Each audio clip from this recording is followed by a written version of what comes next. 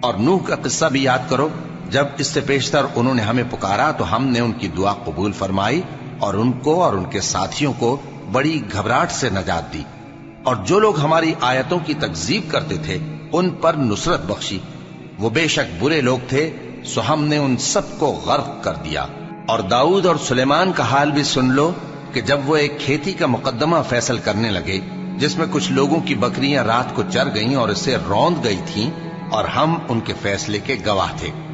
تو ہم نے فیصلہ کرنے کا طریق سلیمان کو سمجھا دیا، اور ہم نے دونوں کو حکمت و نبوت اور علم بخشا تھا، اور ہم نے پہاڑوں کو داؤد کا مسخر کر دیا تھا کہ ان کے ساتھ تسبیح کرتے تھے، اور پرندوں کو بھی مسخر کر دیا تھا، اور ہم ہی ایسا کرنے والے تھے۔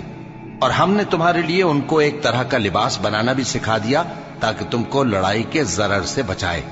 پس تم کو شکر گزار ہونا چاہیے۔ اور ہم نے تیز ہوا سلیمان کے تابع فرمان کر دی تھی جو ان کے حکم سے اس ملک میں چلتی تھی جس میں ہم نے برکت دی تھی، یعنی شام کی طرف،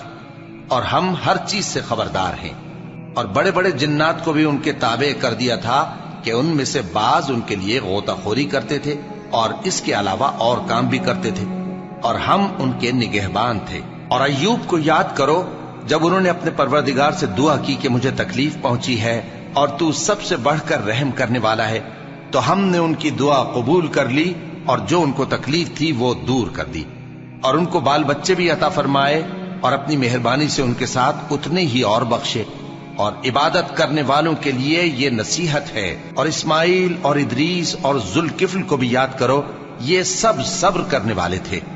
اور ہم نے ان کو اپنی رحمت میں داخل کیا، بلا شبہ وہ نیکوکار تھے۔ اور مچھلی والے پیغمبر یعنی یونس کو یاد کرو جب وہ اپنی قوم سے ناراض ہو کر غصے کی حالت میں چل دیے اور خیال کیا کہ ہم ان پر گرفت نہیں کریں گے، مگر پھر اندھیروں میں اللہ کو پکارنے لگے کہ تیرے سوا کوئی معبود نہیں، تو پاک ہے اور بے شک میں قصوروار ہوں، تو ہم نے ان کی دعا قبول کر لی اور ان کو غم سے نجات بخشی، اور ایمان والوں کو ہم اسی طرح نجات دیا کرتے ہیں۔ اور زکریا کو یاد کرو جب انہوں نے اپنے پروردگار کو پکارا کہ پروردگار مجھے اکیلا نہ چھوڑ اور تو سب سے بہتر وارث ہے، تو ہم نے ان کی پکار سن لی اور ان کو یحییٰ بخشے اور ان کی بیوی کو اولاد کے قابل بنا دیا۔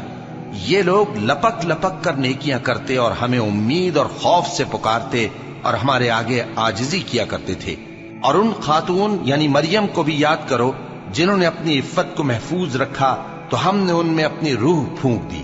اور ان کو اور ان کے بیٹے کو اہل عالم کے لیے نشانی بنا دیا۔ لوگو،